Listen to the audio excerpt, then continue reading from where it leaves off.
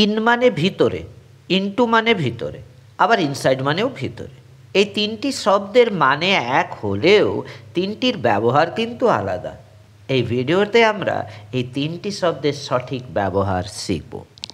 In ব্যবহার হয় সাধারণত কোনো কিছু একটি আবদ্ধ স্থানে, যেমন রুম, বক্স, কান্ট্রি, সিটি ইত্যাদির মধ্যে আছে বা ছিল বোঝায়।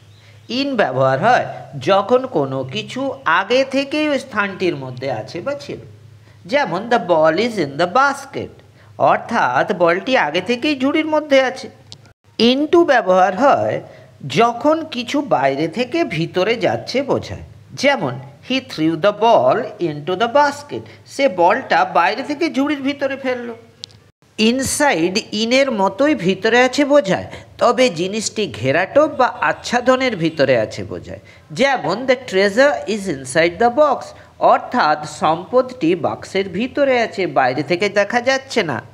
এবার কনফিউশনটি দূর হলো তো? তাহলে বলো তো, the cat jump dash the house, উত্তরটি কী হবে কমেন্টে জানাও।